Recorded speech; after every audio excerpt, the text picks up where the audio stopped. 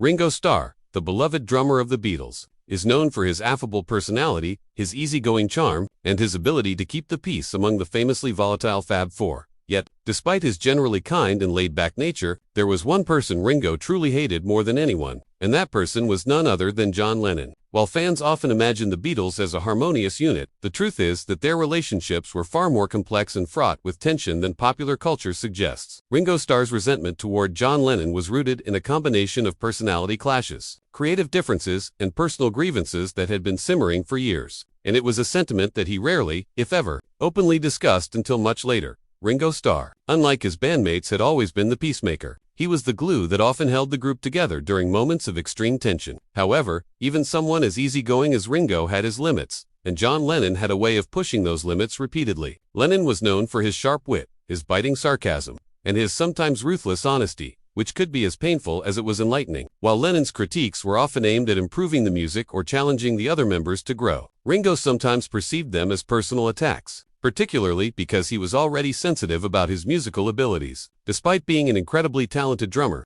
Ringo frequently faced subtle and not-so-subtle jabs from Lennon regarding his playing style, his contributions to the band, and even his personality. The tension between the two was particularly pronounced during the recording of albums like The White Album and Let It Be, periods that were notoriously difficult for the Beatles. Ringo had actually walked out of the band for a brief period during the White Album sessions, a move that shocked everyone but was fueled in large part by the atmosphere created by ongoing criticism and power struggles within the group. Lennon, who could be domineering and unpredictable, often exacerbated these tensions without realizing, or perhaps without caring, how deeply his words affected Ringo. For a start, this constant scrutiny and the lack of genuine understanding from Lennon planted seeds of frustration that would linger for years. That is important to note that Ringo Starr's feelings toward John Lennon were never about jealousy or a desire to cause harm. They were about survival and respect. Ringo valued harmony, loyalty, and mutual support, while Lennon, brilliant though he was, could be dismissive of the emotional needs of others.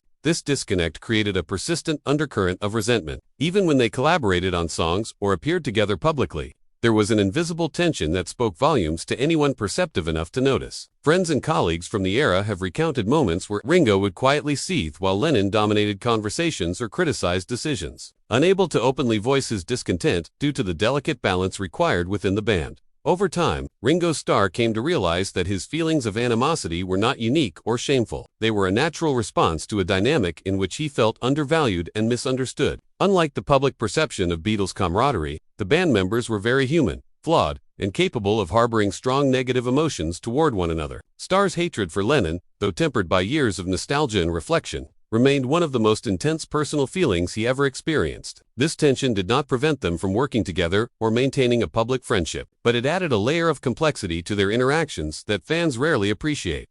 Even after the Beatles disbanded, the lingering effects of those years could be felt in Ringo's memoirs and interviews. He spoke more openly about his frustrations with Lennon, acknowledging that some of the criticism and the dynamic of control within the band had left deep emotional scars. Yet Ringo's natural generosity often tempered the public expression of his dislike, leaving it to careful readers and listeners to detect the subtle truth that Ringo Starr truly hated John Lennon more than anyone else, not out of malice, but out of the very human combination of frustration, hurt, and the longing for respect he felt he was denied. Ultimately, the story of Ringo Starr and John Lennon serves as a reminder that even the most beloved and iconic musical collaborations can hide intense personal conflicts. It underscores the idea that fame and friendship do not immunize anyone from interpersonal friction, and that sometimes the people we seem closest to can evoke our strongest negative emotions. For Ringo Starr, the man he truly hated more than anyone was John Lennon, a reality that adds a fascinating human layer to the mythology of one of the greatest bands in history.